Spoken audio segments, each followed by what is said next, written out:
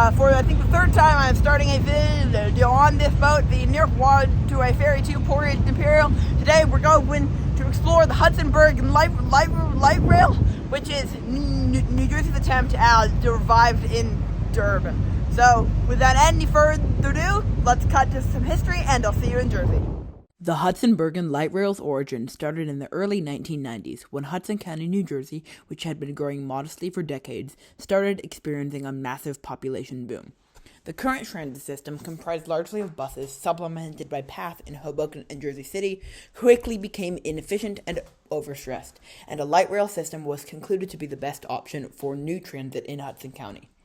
In 1996, New Jersey Transit awarded a contract to 21st Century Rail Corporation to design, build, operate, and maintain the line. The line was partially built using the rights-of-way of older railroads, including the former main line of the Central Railroad of New Jersey and the New Jersey Junction Railroad, both of which played a large part in this area's past. See the video linked in the card now for more. On April 15, 2000, the line's first segment opened, using former Central Railroad of New Jersey trackage from 34th Street to Liberty State Park and newly built trackage north to Exchange Place. In addition, a spur line to West Side Avenue was built. Service was soon expanded, and by September 2002, the northern terminus reached Hoboken Terminal. The routing here was originally supposed to run as a streetcar along the river, but was vetoed in favor of the old New Jersey Junction Railroad right-of-way on the west side of Hoboken, and this section opened in September 2004, originally to Lincoln Harbor. By this time, the southern terminus had also been extended one stop to 22nd Street in Bayonne. In October 2005, the line was extended north to Port Imperial, and in February 2006 to Tunnelly Avenue, the current terminus of the line. With the January 2011 opening of a new tunnel at 8th Street in Bayonne, the line was complete. There are proposals now to extend the line north to Englewood, south to Staten Island, and west to Dorris Point, and I think these are all great ideas. Sadly, New Jersey bureaucracy is holding them up, and also Bergen County NIMBYs aren't helping. So now, let's go ride the system and find out why I think it's so great. Okay, hi, I'm at the ticket buying place. My train's right there. I was gonna do the new cool tap to pay thing, but no time. So I'm gonna get to my train now. Be on board for real this time. Hopefully I make it. I hope. Okay, I'm on board. I have a normal ticket with a normal validation stamp, or an odd one. Basically, don't know how much of the clips I used, but I was going to try to use the new tap-to-pay system, but I can't do that because this train was early. And now we're going to the 1886 built Weehawken Tunnel, originally built by the Pennsylvania Railroad. So we're going to get off at Bergenline and just because it's cool, and then we'll head south again. See you there. Okay, I'm here at Bergenline Ave. That says 29 minutes and 68. It just said 6:69, and then my phone wouldn't capture, which is sad. But yeah, this is Bergenline Ave, very cool. In case you're curious why the frequencies are f***ing awful, it's because I'm on a weekend. They're doing track work. They're doing single tracking, so they're running every 30 minutes on the yellow line, which is West Side Ave up to Tunnelly, and then every 20 on the 8th to Hoboken line. Normally on weekends it's every 20 on both. Not great frequency, but I mean, it's not awful, and it is pretty comparable to most of the local buses around here. So without any further ado, I'll see you on the train heading back south. Alrighty, back on board, and now I'll just show you cool things as we go along.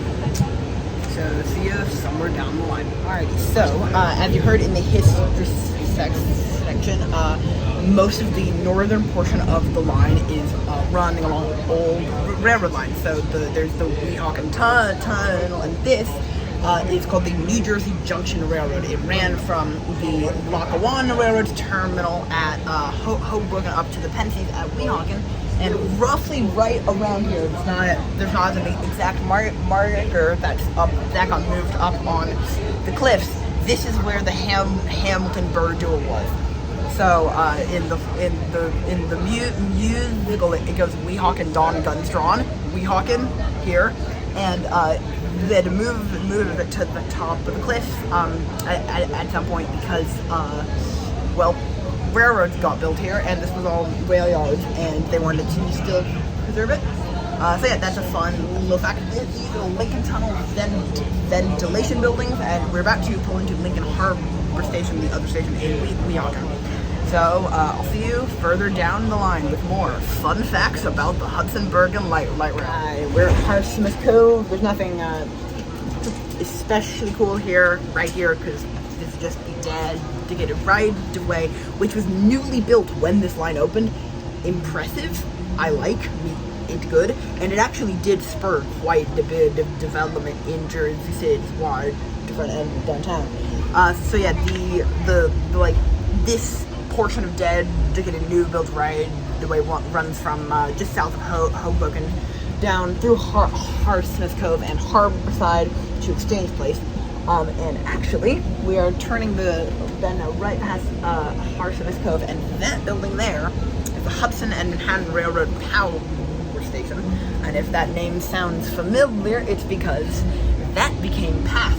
So this is the building that powers PATH, or yeah, cool. And yeah, also side note, the weekend schedule is very funky, or like our train is late, or maybe there's a train directly in front of us that was late. We sat before merging onto the main line. I don't really know exactly what's going on, but if something is going on to cause us to be going really slowly, and I think it's the train in front of us was late, but you know, that's just average NJT on a weekend. So yeah, now we're turning into Harborside, and starting here and running basically just before Essex Street. We're running in the median. However, at Essex Street that changes, and that's cool. I'll see you at Essex. Alrighty, we're here at Essex Street station, and we will also be coming back here later in the video. But we are about to run street running down Essex Street, sharing a lane with cars. So for those of you who live in cities that have street running streetcars, or have trolleys, or have street running light rail, you don't know why I'm excited, because it's bad. And I know it's bad from a transit planning perspective, but it's a residential street. That's just cool. And I will be coming back here later to rail town. But first, we're gonna hop on a bike to go see something that has nothing to do with the light rail, but it's still cool, and which I kind of need to go do to complete a different video, kind of. You'll see when we get there. Now, I was gonna do a cool editing transition with the snap, but I forgot that this is Mariner Marin Boulevard, which is the least used station on the Hudson-Bergen light rail, and you can watch a video about it up here if you want. But yeah, I guess I'll try that cool editing transition again. I am about to get on the bike and go to a cool place now. And we're here. I came to Communipaw. It's cool. It took me a little longer to get here because the bike was being a massive idiot. But yeah, skyline views, Communipaw. For those of you that don't religiously watch my channel, I made another video, which I'll link up there. I can't point because I'm holding the bike. About, like, as I think I mentioned earlier, the Jersey Hudson River terminals. And this one is one of them. It's only one of two that still remain. The other one, of course, being Hoboken. And it's very cool. But when I went there, I went there when it was closed. It is now not closed. So yeah, you can see it. These are all old Central Railroad New Jersey trains. And there's an inside building. It theoretically closes at 4. It's like 3:30 now. So we'll see if we can get inside. But even if we can't, it is still cool. But yeah, okay, so my tour of Communipaw was a bit rambly and long, and this video is already getting quite long, but basically it's very cool. There's a bunch of old railroad memorabilia. It's also where you can buy tickets to go to the Statue of Liberty if you're a tourist and you want to leave from Jersey for some reason, and I would highly recommend coming. You can do the way I did, light rail to bike, or you can walk in, or on weekdays you can take the Liberty Landing Ferry, either from Manhattan, or if you don't want to pay that overpriced fare, walking from Essex Street to the Warren Street dock. So yeah, highly recommend coming. Very cool. And now back to the light rail. Hello, I'm back at Essex Street. We're going to do some rail fanning in just a bit. But first, just wanted to address the elephant in the room. Why am I calling this Interurban? Because it's called the Hamilton-Burr Light Rail. This is pre-80 urban. But, actually, in my opinion, this is sort of the definition of what an interurban is. Because interurban can have two meanings. It can either be something running just through suburbs, connecting small towns along the way, maybe connecting one big point, or it can be lines running from or through a big central area and then out to less dense areas.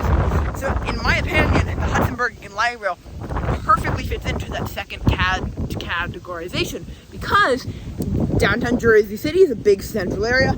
So is Hoboken. God, I'm crazy. So is Hoboken. And then if you and then those two combined plus all the transit connected to New York make it that definition of an interurban. That's my thought. Although if you disagree with me, and I'm sure people will, please do let me know. I'm always curious to hear other people's takes, so you can write that down in the comments if you want. But now we will do some rail fanning, and yeah, hopefully that prediction's wrong, because I was hoping to get a Hoboken train, and if that's the only train we see, that would be sad. But we will see. So yeah, now the foaming content you crave. Okay, I'm voicing over this demonstration of the tap-to-pay system because the wind was actively trying to ruin the audio. Essentially, how it works is you tap a contactless card, or when NJT introduces their fare card, and it will deduct your fare. So it's a great idea, and it makes paying easier. The issue is, if you scan a paper ticket, it says it's valid for another hour, despite the fact that the ticket, in this case, that I had scanned, had already expired. And also, if you scan a SEPTA key card, which I'm doing in this clip, no money is taken out of your SEPTA account. It says your trip is valid. It says have a good trip. So SEPTA is paying. So there are a few kinks to work out, but until those kinks are worked out, if you want free Hamilton-Burr Light Rail rides, just use a SEPTA key card. Hello, I'm now down at Path Station at Exchange Place. Thank you very much for watching. I hope you enjoyed, and because I'm down at the Path Station, you know that this video is gonna end with an illegal shot of a PATH train. Why? Because it's a stupid law. So yes, poor authority. You genuinely think you're gonna stop me filming your trains? Haha, very funny. Thanks for watching, everyone.